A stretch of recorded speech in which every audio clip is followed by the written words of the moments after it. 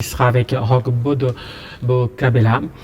On ne le présente plus, grand nom de la culture et des arts en République démocratique du Congo. Il n'est pas que artiste, comédien, metteur en scène, formateur. Il est aussi juriste. Il a un master en droit économique et des affaires. Monsieur Bodo, merci beaucoup d'avoir répondu à notre invitation. Le plaisir est pour moi. Alors, d'où est venue l'idée d'étudier le droit économique et des affaires alors que vous sembliez avoir une vie professionnelle bien remplie dans les arts et dans la culture? Il faut dire que j'ai plutôt renoué avec mon premier amour.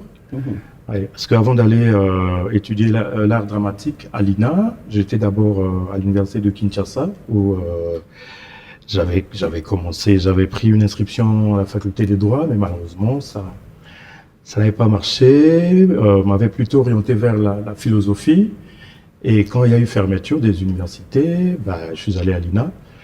Et quelques années plus tard, il y a toujours une philosophie qui m'anime, c'est-à-dire celui qui cesse d'apprendre recule et tombe dans la routine. Alors moi, j'avais horreur de la routine, mais aussi je voulais respecter la parole et le souhait de ma défunte maman, qui me voyait plutôt un juriste, genre magistrat ou avocat. Et voilà.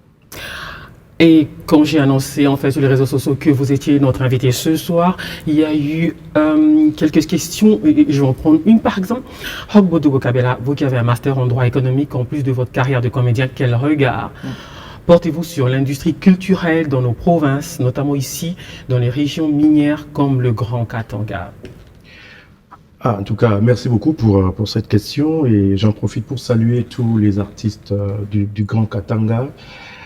Alors, je pense qu'aujourd'hui, nous avons la chance d'avoir des instruments juridiques qui nous permettent, n'est-ce pas, de mettre sur pied ce qu'on appelle les ICC, les industries culturelles créatives. Quels instruments juridiques? Déjà, on avait lutté depuis des années dans le cadre du collectif des artistes et culturels, le CAC en sigle, dont je suis le coordonnateur actuellement. On avait lutté pour justement que nous puissions avoir une loi sur la politique culturelle. Et en dehors de cela, on avait lutté aussi pour que nous ayons une loi sur le statut de l'artiste. Et après des longues années de lutte, l'année passée, le chef de l'État a eu à promulguer justement cette loi sur la politique culturelle. Et il y a la première ministre qui avait emboîté le pas en publiant un décret sur le statut de l'artiste. Et donc, ces deux instruments juridiques, dont le premier consacre, n'est-ce pas, le professionnalisme du secteur culturel. Et donc, élève le secteur culturel au rang des piliers économiques dans notre pays. Et le décret sur le statut de l'artiste reconnaît officiellement et juridiquement le métier d'artiste. Et donc, avec ces deux instruments, si jamais ça arrivait à être vulgarisé, et si jamais ça arrivait à être appliqué, le décor est planté pour que nous puissions nous retrouver, non seulement pour les artistes de Kinshasa, mais les artistes de toute la République.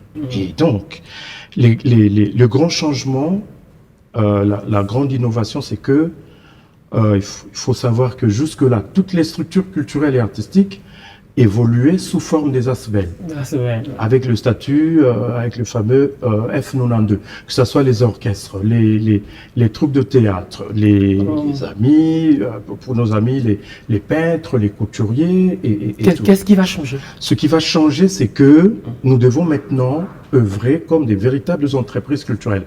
Et donc, nous allons passer de F92 au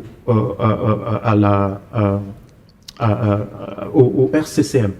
Et le RCCM, c'est le document juridique qui permet à toute entreprise de œuvrer. S'inscrire Et au donc, registre du commerce. voilà, registre du commerce et de crédit mobilier. Et donc là, ça donne l'occasion à l'artiste, ça donne l'occasion aux opérateurs culturels de payer l'impôt, d'être en ordre sur le plan du fisc, mais aussi ça permet à l'État de financer la culture, parce que ça va renflouer les caisses de l'État. Vous savez, Mamina, lorsque on organise un festival, par exemple, prenons un festival à Kolwezi, au-delà des prestations... Comme en ce moment à Kolwezi se tient la Fashion Week, Kolwezi Fashion Week. Voilà, prenons C'est un immense événement. La Fashion Week. Ben, au-delà des défilés, au-delà de la prestation des mannequins, ben, il y a toute une économie qui se développe autour. Il y va de la culture, des arts, mais aussi du tourisme. Et quand on parle du tourisme, on voit l'hôtellerie. Il y a des petits commerces qui peuvent se développer par rapport au transport, par rapport à la restauration, par rapport à l'hôtellerie et consorts. Et donc, toutes ces activités ne peuvent pas s'effectuer sans pour autant que l'État puisse tirer gain des causes. Alors, on dit merci à Onésime de Kolwezi qui a posé cette question. Merci. Pour terminer complètement cette rubrique avant qu'on passe au dossier complet que vous allez commenter. Aujourd'hui en RDC, si quelqu'un veut aller regarder une pièce de théâtre, il va où? Ben c'est ça le problème. Nous y travaillons. Moi, j'aime aller au théâtre. Oui, justement. Il y a quelques années passées, il y avait des rendez-vous hebdomadaires, notamment à Bandal, on avait tous au théâtre, tous les vendredis, avec l'écurie Maloba, à l'ex-jardin Motola-Moto à Bongissa, aujourd'hui Espace Moto Mobuchi. Mais bon, ce n'est plus régulier. Il y a des activités qui s'organisent de manière sporadique, faute des moyens aussi, faute du financement. Il y avait à la salle Mongita, il y avait une programmation tous les jeudis avec non seulement la compagnie Théâtre National, mais aussi avec d'autres troupes qui venaient prester. Mais maintenant là, ça n'existe plus. Ça veut dire qu'il faut des financements genre sponsoring ou subvention de l'État, c'est ça? Exactement. Il faut du sponsoring. Je me rappelle à l'époque de l'écurie Maloba, il y avait une société brassicole qui prenait en charge toutes les dépenses inhérentes à la publicité, à la promotion et consorts. Et voilà, donc il faut un partenariat avec des privés, mais aussi, je pense qu'avec l'applicabilité de la loi sur la politique culturelle, l'État est en mesure de financer la culture parce que il va en tirer profit en revanche. En mesure au sommet. C'est une obligation de l'État maintenant. Ah oui. Ah oui, l'État doit comprendre que la culture, une fois bien encadrée, le secteur culturel, une fois bien encadré, ben, ça fera partie des sources de revenus très sûres et intarissables.